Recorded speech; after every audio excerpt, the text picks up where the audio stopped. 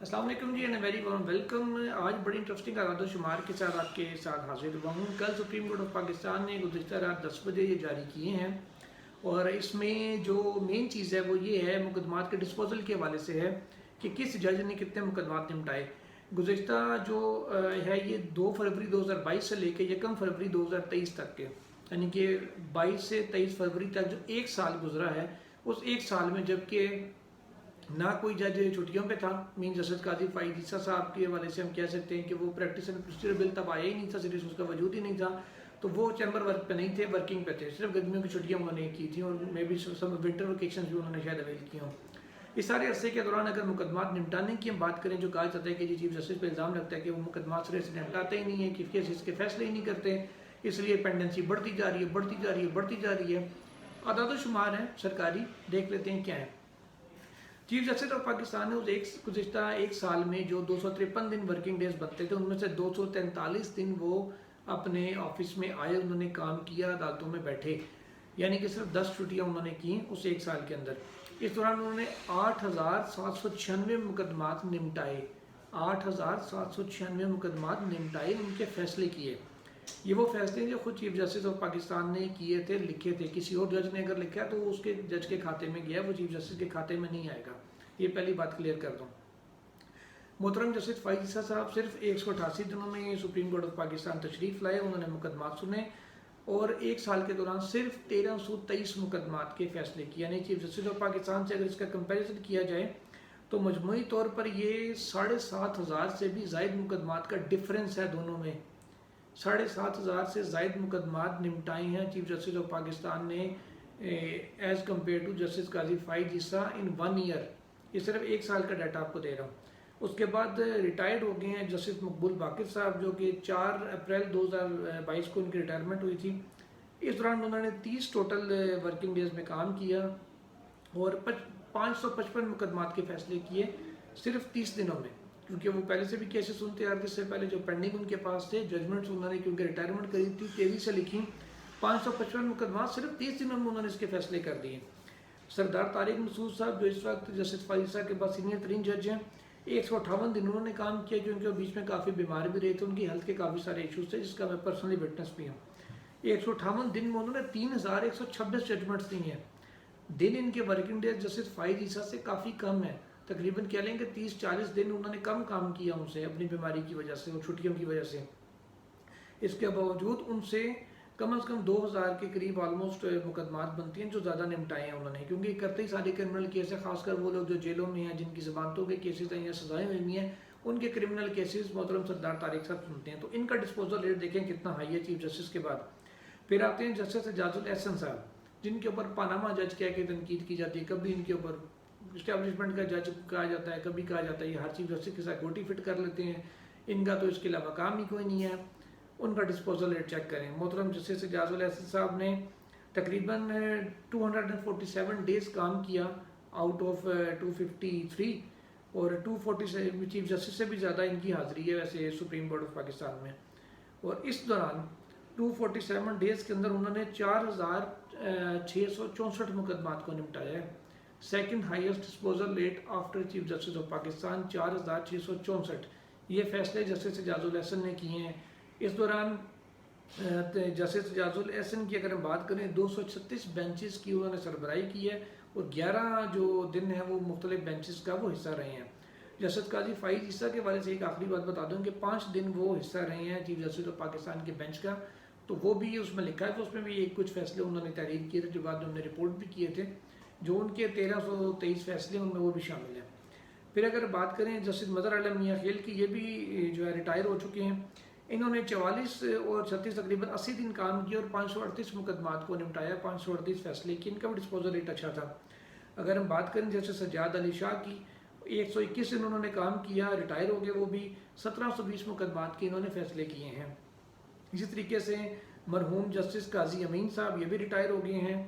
اس سارے عرصے میں صرف ایک دن انہوں نے کام کیا، کیونکہ ان کی جو ریٹائرمنٹ ہے وہ آ گئی تھی، اور ایک دن وہ بینچ کے سربراہ رہے، 28 دن وہ مختلف بینچز کا حصہ رہے، 29 دن ٹوٹل انہوں نے کام کیا، 29 دن میں 7 فیصلے انہوں نے تحریر کیے، 7 مقدمات نمٹائے۔ جسٹس امین الدین خان جو اس وقت چیف جسٹس آف پاکستان کے ساتھ 3 اپنے بینچ کا حصہ ہیں، اور انہوں نے بھی تقریباً 200 سے زائد دن کام کیا اور 1000 مقدمات نمٹائے. تو یعنی کہ وہ پر ڈے ایوریج پہ اگر لگائی جائے تو 5 مقدمات بنتے ہیں جن کے انہوں نے فیصلے کیے ہیں. بڑا اچھا ڈسپوزل ریٹ ہے ان کا بھی. محترم جسٹس مظاہر علی اکبر نقوی صاحب، یہ انہوں نے بھی تک 200 سے زائد دن انہوں نے کام کیا اور 222 مقدمات نمٹائے. یعنی کہ کم از کم ایک سے زیادہ مقدمہ وہ ڈیلی نمٹا رہے ہوتے تھے. ڈیلی ایک مقدمے کا فیصلہ لازمی وہ خود تحریر کر رہے ہوتے تھے. باقی بینچ ممبرز بعض اوقات ہوتا ہے کہ اگر ایک کیس میں 10 مقدمات سنے گئے ہیں، ایک بینچ نے 3 رکنی بینچ ہے، لازمی نہیں ہے کہ ایک ہی بندہ سارے فیصلے تحریر کرے. کبھی تینوں میں سے کچھ 3 ایک نے کر دیے، 3 ایک نے کر دیے، 4 ایک نے کر دیے، بعض اوقات 5 ایک نے کر دیے. تو اس طریقے سے وہ فیصلے مختلف آپس میں بانٹ کے طے کیے جاتے ہیں. جسٹس اگر ہم بات کریں جمال مندوخیل صاحب کی، تو انہوں نے بھی تقریباً کوئی 250 سے 250 کے درمیان دنوں میں کام کیا اور 316 مقدمات انہوں نے نمٹائے ہیں. جسٹس محمد علی مظہر صاحب کی اگر بات کریں تو 250 دن کے قریب یعنی کہ 224 دن غالباً بنتے ہیں انہوں نے کام کیا 253 میں سے، اور 102 مقدمات ان کی جانب سے نمٹائے گئے ہیں. اب جو دیگر ججز ہیں جن میں جسٹس ہم کہہ لیں عائشہ ملک صاحبہ ہیں، جسٹس اطہر من اللہ ہیں، جسٹس حسن اصغر رضوی ہیں، جسٹس شاہد وحید ہیں، یہ تمام لوگ اس سارے عرصے میں یعنی کہ فروری 2023 تک ان کی اپوائنٹمنٹ ہی نہیں ہوئی تھی. کیونکہ ان کی اپوائنٹمنٹ نہیں ہوئی اس لیے ان کی حد تک ڈیٹا بھی موجود نہیں ہے. تو مجموعی طور پر اگر ہم بات کریں جو پینڈنسی تھی 1 فروری 2022 کو یا 2 فروری 2022 کو، کیونکہ 1 کو چھٹی تھی، تو 54,706 مقدمات پینڈنگ تھے سپریم کورٹ میں 2022 کی فروری میں. اس دوران 20,727 نئے مقدمات دائر ہوئے جبکہ 22,843 مقدمات کو نمٹایا گیا. اور جو پینڈنسی تھی 2023 میں جب تک کا یہ ڈیٹا ہے وہ 52,590 مقدمات پر رہ گئی. 2,111 کیسز کو کم نمٹایا گیا. اس وقت جو سپریم کورٹ میں پینڈنگ کیسز ہیں وہ بھی اراؤنڈ 52,000 کے قریب ہیں. تو پہلے سے ضرور کم ہوئے ہیں، لیکن یہ نہیں ہے کہ 53,000 کیس ہو گئے ہیں تو بس کام ختم ہو گئے ہیں. 53,000 کیس ابھی بھی پینڈنگ ہے.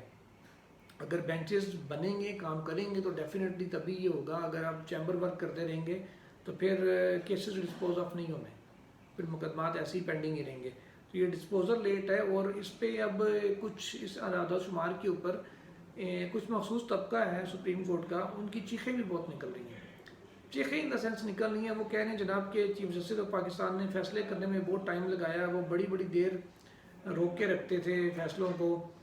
اسی دوران اس کا جواب یہ ہے سیدھا جو ریکارڈ سے نظر آ رہا ہے کہ 8,000 سے 8,500 سے زیادہ 8,796 مقدمات انہوں نے نمٹائے ہیں. اکٹھے تو سب کے فیصلے لکھے نہیں جا سکتے، 1 بائی 1 ہی لکھے جائیں گے یا 2 3 کر کے لکھیں گے، اتنا آسان نہیں ہوتا.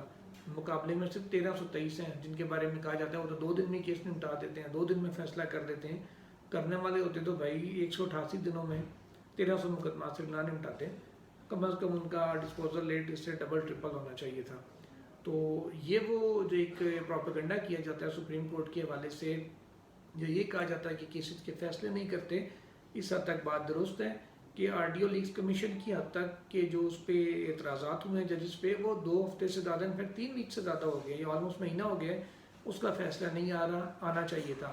کیوریٹیو ریویو میں وڈرال کی اپلیکیشن تھی، چیف جسٹس نے ان چیمبر سنا تھا، it's been more then 2 months، اس کا ابھی تک کوئی فیصلہ نہیں آنا چاہیے تھا. یہ چھوٹے پوائنٹس ہیں، لا پوائنٹس اتنے بڑے نہیں ہیں جس کے اوپر تفصیلی ججمنٹس آئیں یا کوئی اتنے لمبے چوڑے کام کرنے پڑیں. ممکن ہے فیصلہ آئے تو لمبا چوڑا ہی ہو، لگ ایسی رہے کہ لمبا چوڑا آئے گا خاص کر کیوریٹیو ریویو پہ، اور وہ اگلے چند دن کے اندر ایکسپیکٹڈ بھی ہے آنا. ہو سکتا ہے اسی ہفتے کے آخر میں آ جائے، ہو سکتا ہے نیکسٹ ویک کے بالکل سٹارٹ میں آ جائے. فیصلے جلدی ہونے چاہیے، اس میں کوئی شک نہیں ہے.